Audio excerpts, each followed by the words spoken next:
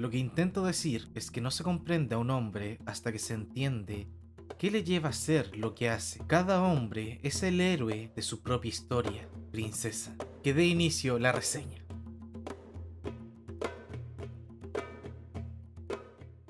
¿Qué tal, mis esquirlados? Bienvenidos a una nueva reseña, esta vez sobre el aliento de los dioses. Debo admitir que igual yo leí este libro netamente porque me intimidaba meterme ya al archivo de las tormentas. No me arrepiento tanto de la decisión, pero sí tomaría en cuenta de que de verdad este libro sí es recomendable leerlo después de haber leído por lo menos el primer libro del archivo, El Camino de los Reyes. Pero si haces como yo y antes de enfrentarte a un libro cototo, o mejor dicho, grande, como el que tengo justamente acá atrás, que ese es el del ritmo de la guerra, sí es una buena lectura antes. Ya después, cuando hayas pasado por lo menos por este libro, creo que sí estarás capaz para totalmente enfrentarte a El Camino de los Reyes. Así que para partir la reseña, primero vamos a hablar un poco sobre cómo es el sistema en este mundo y qué es lo que lo compone. Ya que acá ya se empieza a notar bastante diferencia y un mundo totalmente nuevo que no va a tener ninguna especie de relación, por ejemplo,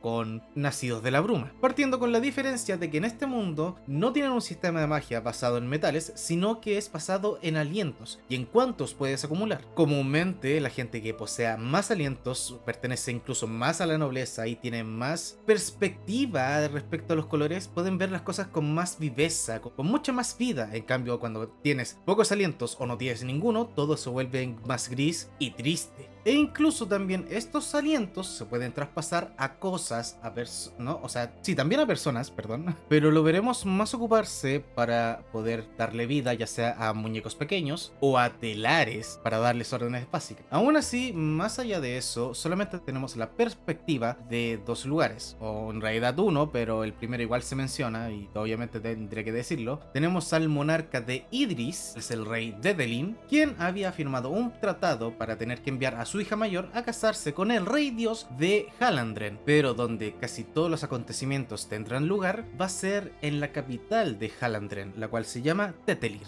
Aquí Brandon sí se puso creativo con los nombres, pero lo malo es que el rey Dedelin piensa que enviar a su hija sería darle como la oportunidad a los de Halandren para que puedan invadir su pueblo, así que ingenia el plan de que la única manera en que ellos podrían ganar un poco de tiempo es no enviar a la hija mayor sino a la menor, ya que en su mente esto debería funcionar para que cuando envíe a la menor ellos aleguen y la devuelvan y así enviarle de vuelta a la mayor, cosa que le dará tiempo para planificar las cosas y cómo enfrentarse al otro reino, cosa de semanas. O bueno, eso es lo que planeaba él. Digo esto también porque técnicamente no es tanto spoiler porque son lo que pasa en las primeras 10 o 20 páginas, entonces sí sirve como introducción. También en este mundo, aparte de lo que pueden hacer con los alientos, también hay otra particularidad, el cual es, en el libro hay personajes llamados retornados, pero son figuras que la mayoría de la gente los toma como dioses y también le asignan algún valor, ya sea el valor, el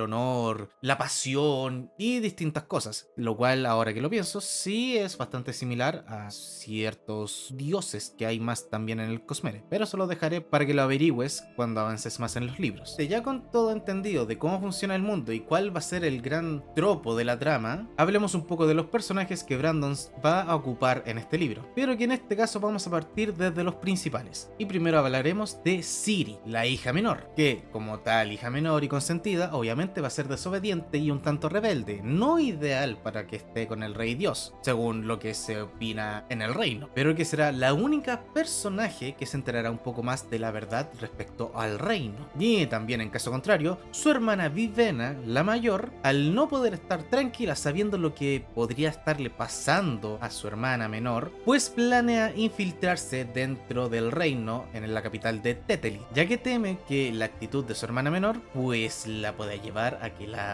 eliminen, poco menos. Obviamente también vamos a ver la apariencia y la participación del rey dios de Hallander, cuyo nombre en realidad prefiero no decir, pero que a medida que lo vayamos viendo será una figura más enigmática que cualquier otra. También tenemos a Basher, que a pesar de que sea como la carta de entrada del libro, ya que tenemos su pequeña escapada de la prisión y también demostración de los poderes que existen en este mundo, pues sus acciones estarán mucho más ocultas, pero que también él mismo posee una espada particular, absorbe los colores y también le habla en su mente, la cual se llama Sangre Nocturna. También la espada de por sí es un personaje único y hay que recordarlo siempre. Y por último, de los personajes principales y uno de los que más me encantaron de todo el libro es Son de Luz, o también llamado en inglés Lightson, ni siquiera sé si lo pronuncié bien. Un retornado, el cual se le asignó el apodo de El Audaz y que representa también la valentía, pero que en realidad él no entiende muy bien el por qué le pusieron haber dado ese nombre, pero también es una de las mil y un cosas que ni siquiera le interesan, o él dice que no le interesan. Ya verás que a medida que avanza la trama, sí hay cosas que están ahí, pero que él piensa que no le importan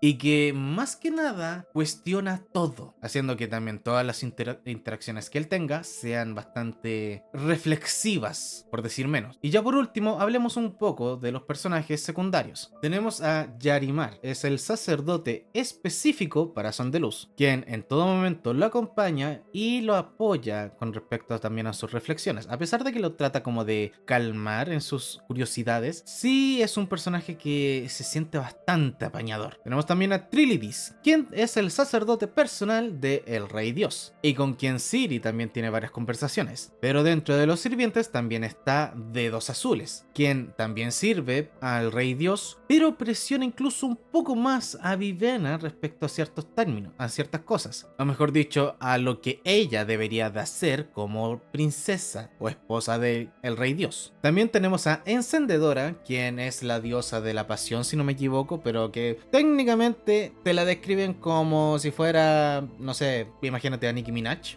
Creo que es lo más cercano que se me ocurre con la descripción que te dan respecto a ella, pero que más allá de eso, en realidad su verdadero motivo es ser como la provocadora, en el otro sentido, respecto a Son de Luz, para que investigue y vea otros puntos de vista. También tenemos a un personaje llamado Parlin, quien es como el guardia que se llevó Vivenna para poder infiltrarse a Tetelir, el cual me da bastante ternura mientras lo veo en el libro. Y por último tenemos a Dent y Tongfa, lo cual es cuando yo lo leí, realmente yo lo sentí como si fueran técnicamente un Timón y Pumba, pero versión mercenarios, pero que hay que recordar siempre que son mercenarios.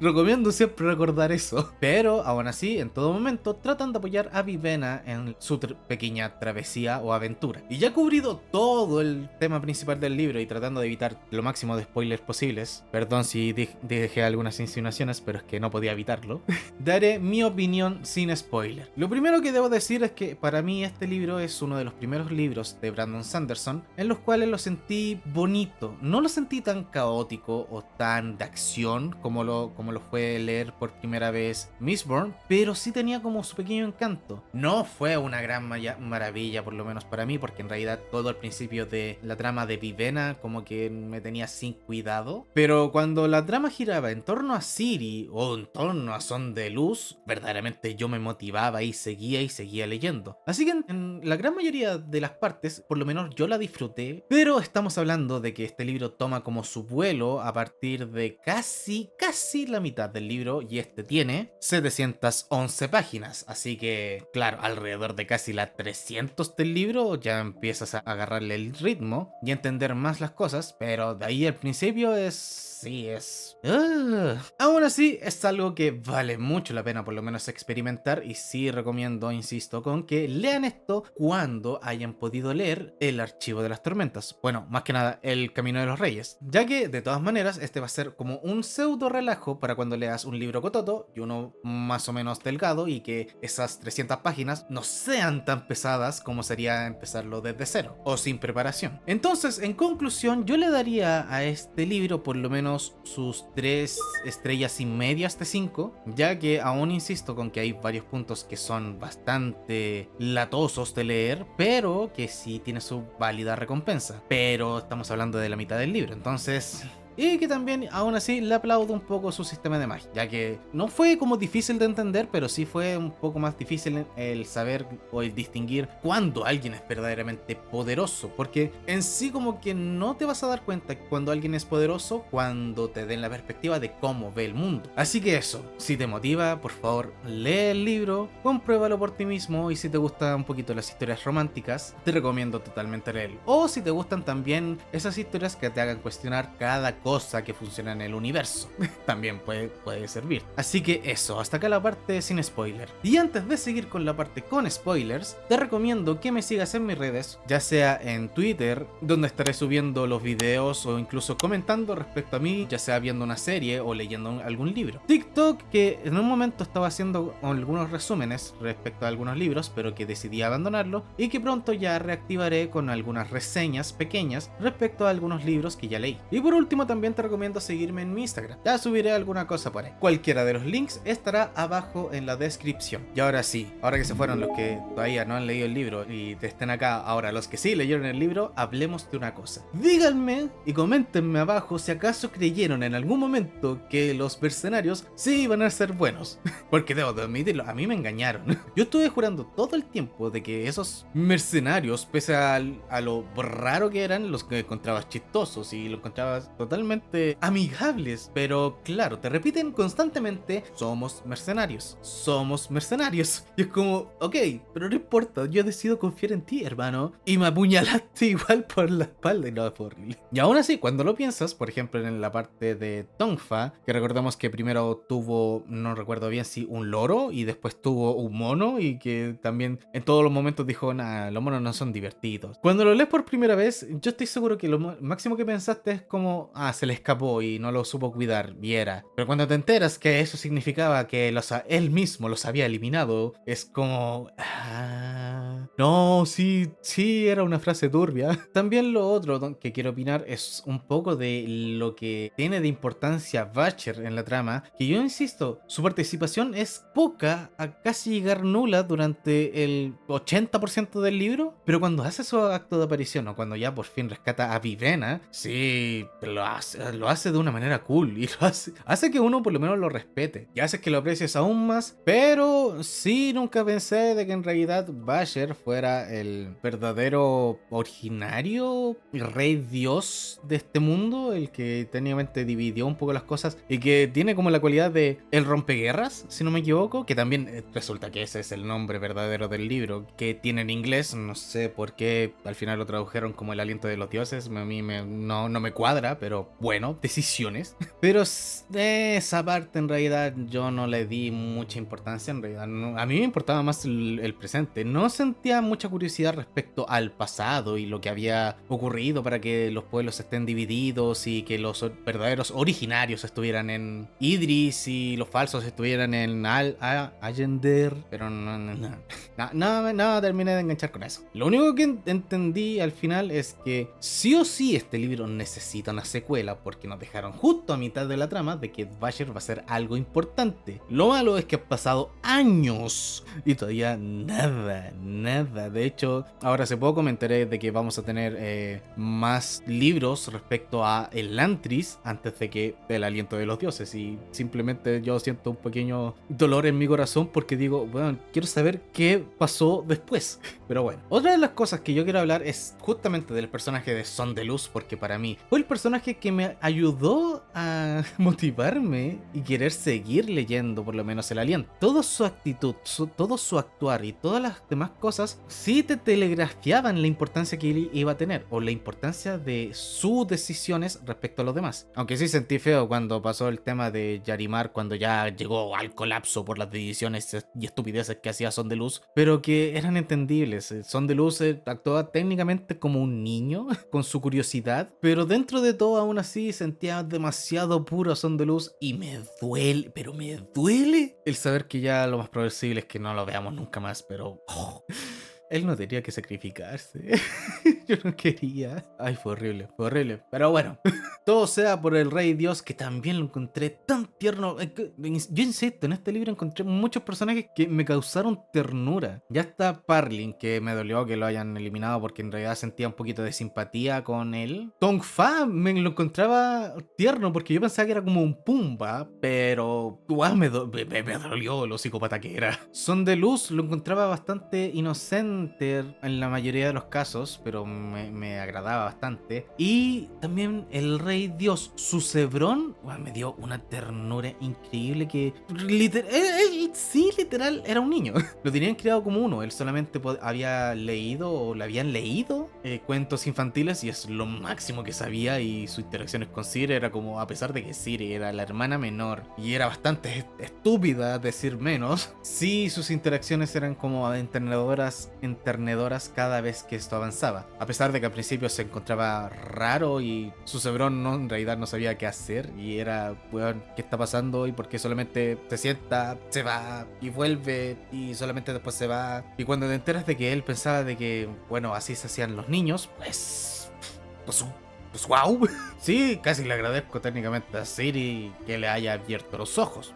Y como para finalizar, sí voy a hablar un poquito de las dos hermanas. Ciri me pareció un personaje bastante bueno, a pesar de que encontré por algunos lados que al parecer no les agrada tanto. Pero yo lo encontré un relajo, yo lo encontré por lo menos algo tierno que leer por mientras que pasaba toda la cagada que tenía Vivena. Y en el caso de Vivena, a mí me daba flojera leerla al principio. Pues solamente cuando ya empezaron a tener interacción Dent y Tongfa, cuando Vivena me empezó a interesar un poco más. Pero me costaba tiempo y entender bien qué es lo que planeaba hacer Vivena, y que encontré que la mayoría de las cosas fueron un desperdicio, porque fue como, se está armando un plan, vamos a hacer un plan, va a armarse, te estamos más o menos armándolo y valió 3 hectáreas de lo que ya saben, y pues, y ya era, y cambiamos de plan, entonces ahora tenemos que hacer otras cosas, entonces todo lo que me presentaste al principio, todo el esfuerzo que tuvo Vivena al principio, no valió de nada, solamente sirvió para la otra mitad que sí, por lo menos importaba, y fue como la vivencia de una persona sin los alientos, y eso por lo menos le dio la perspectiva de saber qué es lo que sentía la demás gente, que no era como ella, así que sí, no es un personaje que le tenga bastante cariño, como otros. Y por último también está Encendedora, que yo lo encontraba interesante. Me cuestionaba